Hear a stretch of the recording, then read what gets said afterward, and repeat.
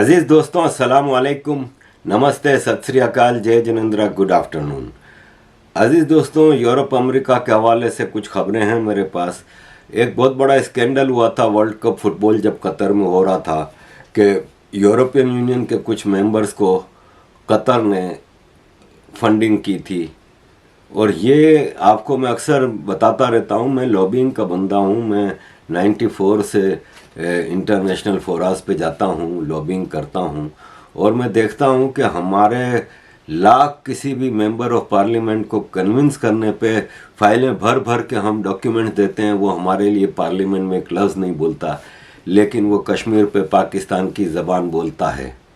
एक नहीं, 10-10, 20-20। मुफ्त में नहीं करते, ये सब मुफ्त में नहीं करते। आपको अक्सर कभी कोई कांग्रेसमैन, कभी कोई सेनेटर, मुझे याद है आज से कुछ साल पहले मैं अमेरिका गया था, कैपिटल हिल जो इनकी बॉडी है, जो लेजिस्लेटिव बॉडी, वहाँ पे एक प्रोग्राम था, मुझे स्पीच करने के लिए अल्ताफ़ भाई ने भेजा था। मुहाजिरों के हवाले से प्रोग्राम था कुछ सालों पहले। तो मैं वहाँ पे कुछ दोस्तों के साथ, जैसे उधर कैफ़े में बैठ के उधर कुछ लोगों के साथ बात कर रहा था, तो मैंने कहा कि ये पाकिस्तान के जो लॉबिस्ट हैं वो तो 3-3, 4-4 कांग्रेसमैन और वो लेके आते हैं।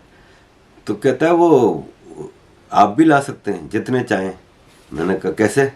बोला कोई कांग्रेसमैन है, उसको बोलो हम तुम्हारे इलेक्शन फंड में $25,000 फंड कर रहे हैं, वो अमेरिका में लीगल है, हम आपके इलेक्शन फंड में $25,000 दे रहे हैं। कहता है वो फ़ौरन आ जाएगा, आपको जो बोलो चाहोगे वो बोल देगा, स्पीच कर देगा, जितने चाहें आप ले आओ।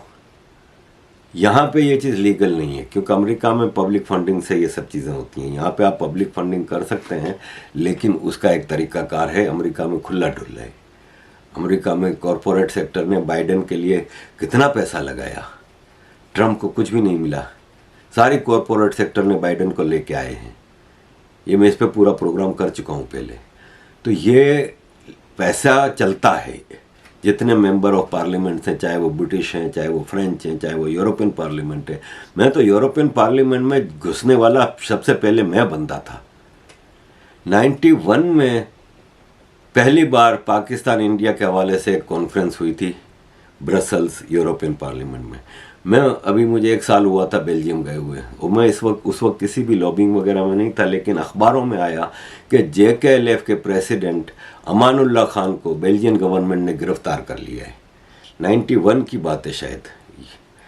तो सब उधर पाकिस्तानी हलकों में बातचीत चल रही थी। मैं भी नया नया था, तो 1 साल ही हुआ था बेल्जियम में।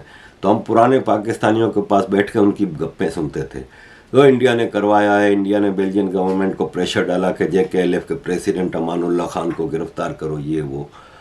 बाद में जब मैं लॉबिंग में घुसा, और मैं पहली बार 94 में यूरोपियन पार्लियामेंट में MQM का डेलीगेशन लेके गया एक मेंबर ऑफ पार्लियामेंट से मिलने के लिए, तो वहाँ से फिर मुझे चीज़ें पता चलना शुरू हुई कि 91 में एक कॉन्फ्रेंस हुई थी। पाकिस्तान ने यूरोपियन पार्लियामेंट में कॉन्फ्रेंस करवाई थी कश्मीर के ऊपर, और उसमें ये JKLF और इन सब को लेके आए थे। ये उसमें इंडिया से भी कुछ लोग आए थे फिर, लेकिन वो इकलौता वाक़या था, कोई लॉबिंग नहीं होती थी। मेरा तो ब्रसल्स था, मेरा गढ़ था, और मुझे जब अल्ताफ़ भाई ने ये टास्क दिया, तो मैंने पहले दिन 100 लेटर लिखे MEPs। मैं पहले यूरोपियन पार्लियामेंट किया, वहाँ से हर एक बुक मिलती थी। अब तो ऑनलाइन हो गया है ना, उस वक्त ऑनलाइन वगैरह चीज़ें नहीं थी। तो एक बुक मिलती थी, उसमें हर मेंबर ऑफ पार्लियामेंट का एक पेज था, उसकी फ़ोटो होती थी, उसकी डिटेल होती थी, नाम, कौन सी कॉन्स्टिट्यूंसी है, फ्रांस में कौन से इलाके से, जर्मनी में कौन से इलाके से, इस तरह उनके कॉन्टेक्ट एड्रेस, ये वो। मैंने सिलेक्ट किया उसमें से फॉरेन अफेयर्स कमेटी के, ह्यूमन राइट्स कमेटी के। एक डेलीगेशन है यूरोपियन पार्लियामेंट का जो पाकिस्तान, साउथ एशियन कंट्रीज से रिलेशनशिप के लिए है। उसमें उस वक्त सार्क कंट्रीज थे, इंक्लूडिंग इंडिया, लेकिन बाद में इन्होंने कई साल बाद इंडिया के लिए एक अलग डेलीगेशन बना दिया। उसके मेंबर ऑफ यूरोपियन पार्लियामेंट होते हैं मुख्तलिफ, कोई जर्मनी का, कोई फ्रांस का। तो उन सबको मैंने 100 सेलेक्ट करके लेटर लिखे। उस ज़माने में मेरे पास ना लैपटॉप होता था, ना कुछ था, एक टाइपराइटर था, और मैंने रात भर बैठ के लेटर लिखता था, टाइप करता था, क्योंकि मैं रियाद बैंक और बैंक ऑफ टोक्यो और नेशनल बैंक ऑफ शारजा में, तो मेरी टाइपिंग की स्पीड अच्छी थी। मैं वहाँ पे अरबिक इंग्लिश दोनों टाइपिंग कर लेता था। तो मैंने 100 लेटर लिखे और सुबह उनको लिफाफे में बंद करके थप्पी लेके गया यूरोपियन पार्लियामेंट। और एक मेंबर ऑफ पार्लियामेंट जिससे मैं मिल चुका था, उसके सेक्रेटरी ने मुझे मशवरा दिया था कि इस तरह सबको लेटर लिखो। मैंने उसको फ़ोन किया नीचे से, रिसेप्शन से, कि मुझे ज़रा एक्सेस दिलवा दो। तो वो मेरे पास नीचे आया और मुझे वहाँ पे डब्बे बने हुए हैं पूरी दीवार पे। उस वक्त 500 मेंबर होते थे, आजकल तो बहुत ज़्यादा हो गए। उस वक्त तो 12 कंट्री थे यूरोपियन यूनियन मेंबर। आज यूरोपियन यूनियन 28 मुल्कों का है। तो डब्बे बने हुए थे, सबके नाम लिखे हुए थे। मैंने ढूंढ के वो 100 डब्बों में लेटर डाल दिए। मुझे लेटर के जवाब आते गए कि मैंने सब में अपॉइंटमेंट मांगी थी, उन्होंने अपॉइंटमेंट का टाइम दिया। मैंने फ़ोटो कॉपियाँ करके मुख्तलिफ हमारे ऊपर जो पाकिस्तान में अत्याचार हो रहे थे और आर्मी की जो क्रिएशन, तालिबान उस वक्त नई नई बनी थी, और ये सब चीज़ों पे पूरी एक फ़ाइल तैयार की थी। और जो जो मुझे अपॉइंटमेंट देता था मैं वहाँ जाता था, उनसे ये फाइल देता था। और मेरी लॉबिंग के नतीजे में वो लोग, बेनज़ीर भुट्टो उस वक्त प्राइम मिनिस्टर थी, तो उसको ख़त लिखते थे कि ये है ये है। मुझे आज भी याद है कि आजकल जो अल्ताफ़ हुसैन को गालियाँ देने वाली पीएसपी बनी है ना, जो मुस्तफ़ा कमाल की, उसका सेकंड है ना मुस्तफ़ा कमाल का, अनीस कायम खानी, 97 में ये गिरफ़्तार हुआ था। तो मुझे लंदन से फ़ोन आया कि एक्स्ट्रा जुडिशल किलिंग्स हो रही हैं, इसको मार देंगे, तो कोई कुछ रास्ता निकालो। तो एक आयरिश मेंबर ऑफ पार्लियामेंट थी यूरोपियन पार्लियामेंट की, पैट्रिशिया, मैंने उसको लेटर लिखा, उसको फ़ोन किया, क्योंकि उस वक्त तक मैं 94 से 97 तक यूरोपियन पार्लियामेंट में ज़बरदस्त अपना सिक्का जमा चुका था। मैंने उसको फ़ोन किया कि एक अर्जेंट मैटर है। उसने कहा ठीक है 10 मिनट के लिए आ सकते हो। मैं गया, 10 मिनट इसके कमरे में गया और उसको बताया कि देखो आज हमारा ये मेंबर ऑफ पार्लियामेंट है एक्स, उसको गिरफ़्तार कर लिया है और इसकी गिरफ़्तारी डिक्लेयर नहीं कर रहे। तो उस बेचारी ने उसी वक्त लेटर लिखा और बेनज़ीर भुट्टो के नाम के, भाई ये आपने इस आदमी को गिरफ़्तार किया, इसकी गिरफ़्तारी डिक्लेयर करें, इसको कोर्ट में पेश करें, और फैक्स किया पाकिस्तानी गवर्नमेंट को। इस तरह मैं लॉबिंग करता था। लेकिन उसका छोटा मोटा लेटर लिखवाना ये वो हद तक हो जाता था। लेकिन जो मैं देखता था कि वहाँ पे कश्मीर वीक बन रहा है, अब पाकिस्तान के MEPs जितने हैं ना, वो कश्मीर वीक मना रहे हैं वहाँ पे। और उस कश्मीर वीक में पूरे नीचे यूरोपियन पार्लियामेंट का लंबा चौड़ा हिसाब किताब है। जहाँ 1000 मेंबर होंगे, 1000 के तो खाली ऑफिस हैं, उनके 3-3 सेक्रेटरी होते हैं, 4-4 सेक्रेटरी होते हैं। सोचे कितना लंबा नेटवर्क है। उसके नीचे पूरी लॉबी में पेंटिंग है, भारत की आर्मी जुल्म कर रही है, फोटो ये वो, एक हफ्ते की। बगैर पैसे के नहीं होता कुछ भी, ये सब पैसे से लगता है। अब तो मैं उन चीज़ों में हूँ नहीं, क्योंकि अब MQM, उस वक्त MQM मुझे वो करती थी, सारा खर्चा MQM उठाती थी, तो मैं ये सब कर सकता था। लेकिन हमने कभी किसी मेंबर ऑफ पार्लियामेंट को खरीदा नहीं है, पैसों से वो नहीं किया है। हाँ, लॉबिंग में खर्चा होता है।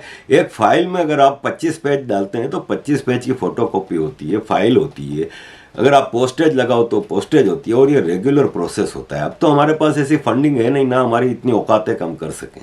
ठीक है, मैं अरसे से चीख रहा हूँ कि मुझे कोई फंडिंग करता तो मैं एक पूरा लॉबिंग का नेटवर्क क्रिएट करता और वे सब करता। लेकिन एक्सपीरियंस की यहाँ पे कोई वैल्यू नहीं है, ठीक है ना। हमारा तो कोई भाव नहीं पूछता भाई, सीधी सी बात है। किन तकलीफ़ों में हम चलते हैं, फिर भी आपके सामने रोज़ बैठ के जो मैं कर सकता हूँ कर रहा हूँ, कि कम से कम मेरी आवाज़ चलती रहे। खैर, मैं लंबा चौड़ा में चला गया। बात दरअसल ये है कि कतर ने पैसे दिए यूरोपियन पार्लियामेंट को। एवा काली, जो यूरोपियन पार्लियामेंट के एक प्रेसिडेंट होती है और फिर कुछ वाइस प्रेसिडेंट होते हैं, उनमें से एक ही वाइस प्रेसिडेंट थी, इसके घर पे छापा मारा गया, 1.5 लाख यूरो कैश निकला। और ये आज की खबर है कि सोशलिस्ट पार्टी के जो मेंबर ऑफ यूरोपियन पार्लियामेंट थे ना, MEPs, उनका लाइफ स्टाइल मूवी स्टार जैसा था। एग्जोटिक वेकेशंस, पार्टीज, लग्जरी प्रॉपर्टियां इनकी, इतना माल बनाया है। और उसमें सबसे आसानी से जो बिकते हैं ना, वो ईस्ट यूरोप के गरीब मुल्कों के। एक तो यूरोप में फ्रेंच हैं, जर्मन है, नॉर्वे है, स्वीडन है, डेनमार्क है, हॉलैंड है, अमीर मुल्क हैं। एक है हंगरी है, चेक रिपब्लिक है, पोलैंड है, पोर्टुगल है, ये सब गरीब मुल्क हैं। इनके लोग आसानी से हत्थे चढ़ जाते हैं। और ये ज़्यादातर यूरोपियन पार्लियामेंट में कोई पेंटर होगी, कोई सोशल वर्कर होगी, कोई नर्स होगी, इस तरह के जीत के आ जाते हैं और फिर माल बनाते हैं। एवा कैली के घर से खाली 1.5 लाख कैश निकला है। सोचो कितना माल इसने इधर उधर इन्वेस्ट कर लिया होगा और कितने सालों से ये चल रहा होगा और किन किन इश्यूज पे। ये तो खाली फुटबॉल वर्ल्ड कप का था, किन किन इश्यूज पे इसने माल बनाया होगा। ये फ्रांसिस्को जियोर्जी, ये एवा कैली का पार्टनर था। इसने कन्फेस किया है कि हम एक ऑर्गेनाइजेशन के पार्ट हैं जो कतर और मोरक्को की फंडिंग से यूरोपियन पॉलिसी मेकिंग पे इन्फ्लुएंस करते थे। ये है पियर एंटोनियो पंजेरी, ये भी एमईपी था, इसको भी सबको फारिग किया है। ये सारा पैसा है ना, इसको मैनेज करता था कि किसको कितना देना है, किसको, यानी कलेक्शन करता था और सबका हिस्सा बांटता था। ये मुंशी था साला। एक है मार्क ताराबेला, ये भी मेंबर ऑफ यूरोपियन पार्लियामेंट था। और ये जो जियोर्जी है ना, जो एवा कैली का जो पार्टनर, इसने कहा है कि इसको कि हमें पैसा पियर एंटोनियो पंजेरी के जरिए मिलता था, जो मुंशी है। और एक है आंद्रिया कोजोलिनो, कोजोलिनो है ना, ये भी मेंबर ऑफ यूरोपियन पार्लियामेंट। और इसके लिए भी जॉर्जी ने कहा है कि इसने भी, वो मुंशी है ना जो पंजेरी, उसके जरिए कतर और मोरक्को का पैसा इसको आता था।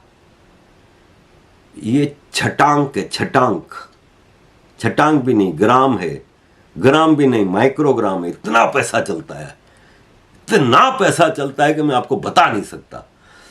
छोटे छोटे इश्यूज पे यूनेस्को ने, एक बार मैं यूनेस्को में बैठा था, यूएन में बैठा था। यूनेस्को की एक ओहदेदार से, वहाँ कैफेटेरिया में सब लोग होते हैं, तो बड़े बड़े टेबल होते हैं जिसपे 10-10 कुर्सियाँ पड़ी होती हैं। तो वो आते हैं, कॉफ़ी पीते हैं। उस वक्त तो हम सिगरेट भी पी सकते थे, उधर 90s की बात है। तो सिगरेट और कॉफ़ी चल रही होती थी और वो कोई अपने किताब पढ़ रहा है, कोई अपने पेपर ठीक कर रहा है, कोई अपनी स्पीच को कर रहा है। तो हम पकड़ लेते थे बैज देख के। बैज के कलर सबके अलग अलग होते हैं। रेड कलर का बैज है तो मतलब ये है कि ये कोई डिप्लोमेट है, किसी कंट्री का मेंबर है। ब्लू कलर का बैज है तो ये यूएन के किसी बॉडी का है, यूनेस्को, यूनिसेफ, RWTO वगैरह का। इस तरह ब्राउन कलर का बैज है तो वो हम जैसा बेचारा NGO का बंदा। मुख्तलिफ कलर से हम पहचान जाते थे कि कौन क्या है। तो मैं वहाँ पे कॉफ़ी पी रहा था, ये बराबर में आके बैठी, तो हेलो हाय किया मैंने, तो उसने भी हेलो हाय किया। बातचीत हुई तो कहाँ से, मैंने कहा पाकिस्तान से। हाँ, हमारा तो वहाँ पे पाकिस्तान में 500 स्कूल चलते हैं सिंध में। तो मैंने कहा कि कौन से स्कूल चलते हैं भाई, मैं सिंध से तो हूँ। तो इसने कहा, और उस वक्त तो मैं MQM में, तो हम तो MQM सिंध की इतनी बड़ी पार्टी थी, हम तो सिंध के चप्पे चप्पे से एक एक चीज़ से वाकिफ़ थे। उस वक्त सिंध में घोटकी एक इलाका है जहाँ से गैस निकलती है। तो गैस के जो फील्ड था उसमें तकरीबन 5000 मजदूर काम करते थे, सारे पंजाबी, ऊपर से लेके नीचे तक, टॉप लेवल से लेके मजदूर तक सारे पंजाबी। उस पर हमने आवाज़ उठाई। हम सिंध के सारे इश्यूज़ पे तो हमारा अपना इशू था ना भाई। तो मैंने कहा मैं सिंध से हूँ, कौन से स्कूल चला रही हो?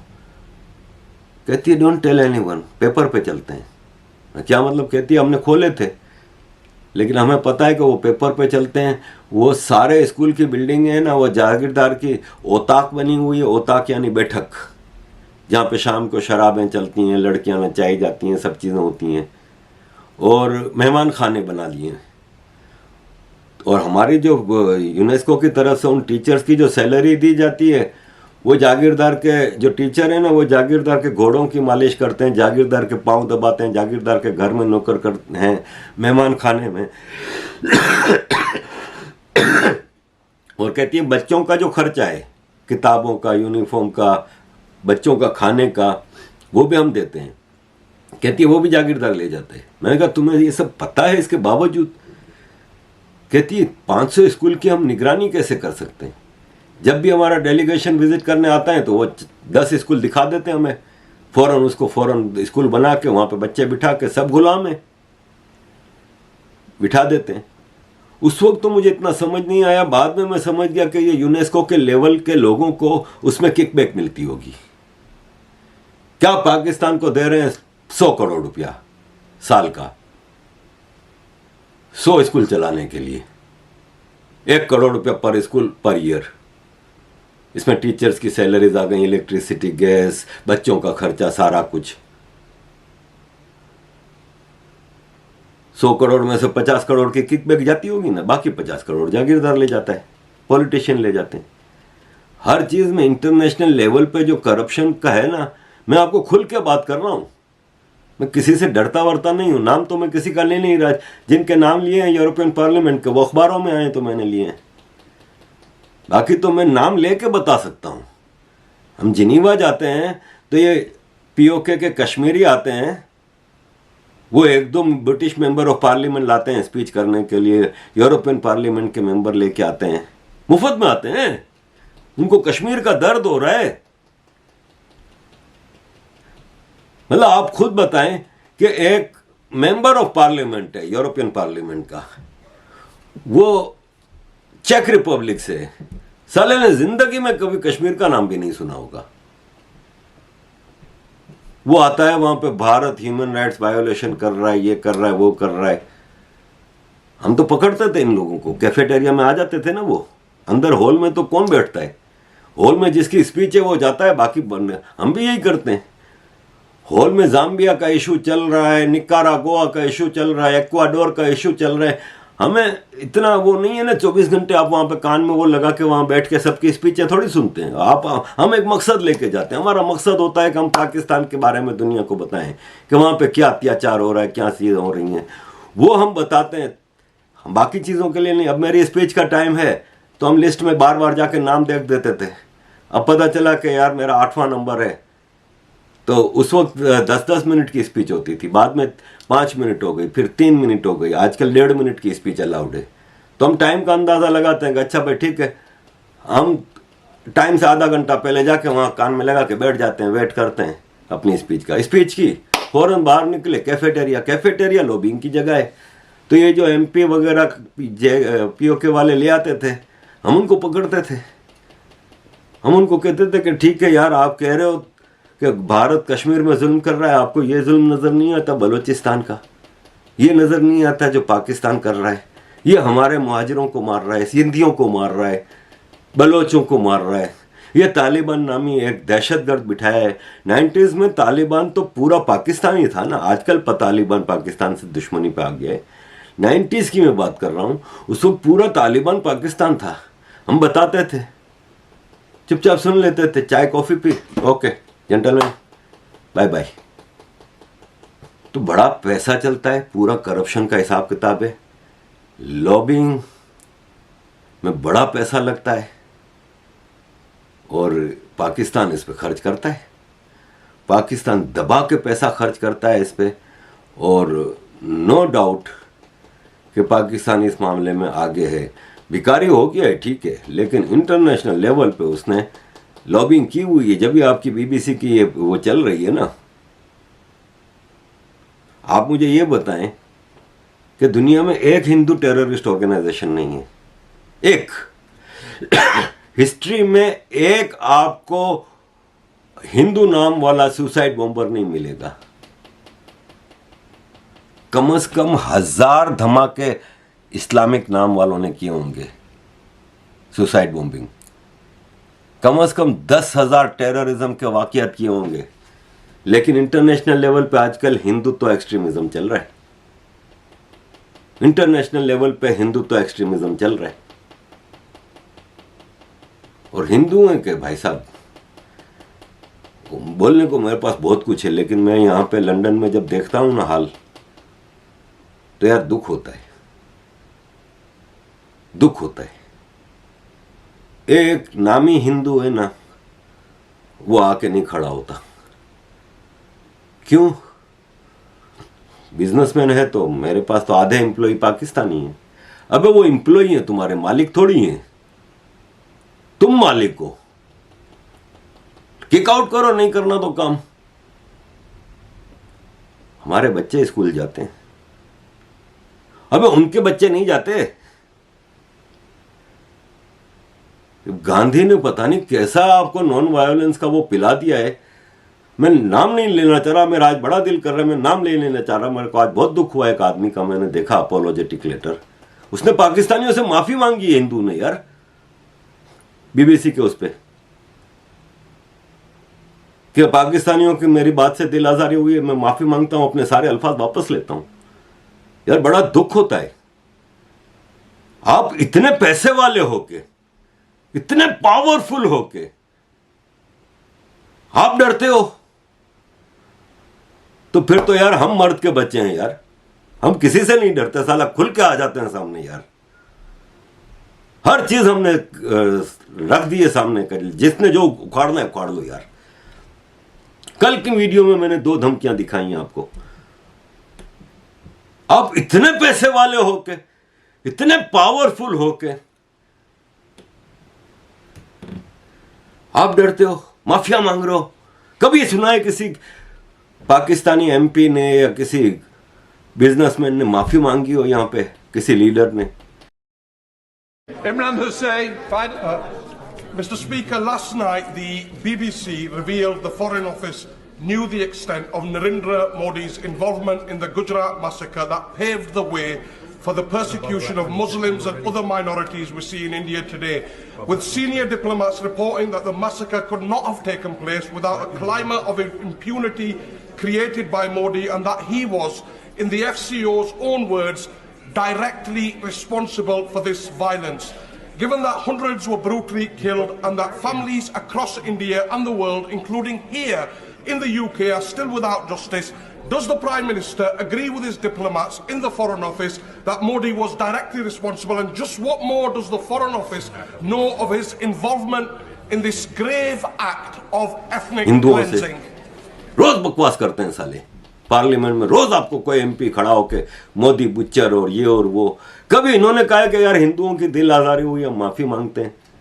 बाबरी मस्जिद के नाम पे क्या कुछ नहीं कहा गया, कश्मीर के नाम पे क्या कुछ नहीं कहा गया, भारत में मुसलमानों पे होने वाले अत्याचार को आड़ बना के क्या कुछ नहीं कहा गया।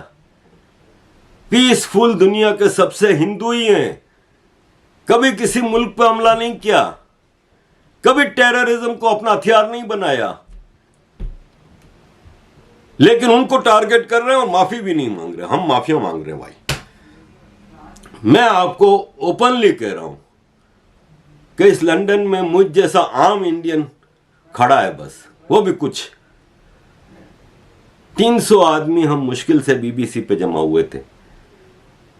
मैंने 26/11 किया, क्या कितनी आप लोगों की मदद थी, कितना हमने लॉबिंग की, सब कुछ किया, क्या निकला? 100-150 आदमी आए यार। 26/11 was an open terrorist act. Her Indian को अंदर से उबलना चाहिए। ठंडा खून बना हुआ है, ठंडा गोश्त बने हुए हैं, जज्बाती नहीं है अपने मुल्क के लिए, अपने धर्म के लिए, अपनी कल्चर के लिए। और ये कन्वर्टेड लोग, इनके जज्बात देखें यार। मैं कहां कह रहा हूं आपको कि आप तलवार लेके निकल जाएं, सर तन से जुदा करें। अरे खड़े तो हो, आप अपने हक के लिए खड़े ही नहीं हो रहे, तो फिर आगे मैं आपसे क्या बात करूं? अजीज दोस्तों, सॉरी कुछ ज्यादा ही, बहुत आज मुझे दुख हुआ, लेकिन बार ये है अजीज दोस्तों लॉबिंग की कहानी। थैंक यू वेरी मच अजीज दोस्तों for all your support. Keep supporting. जय हिंद।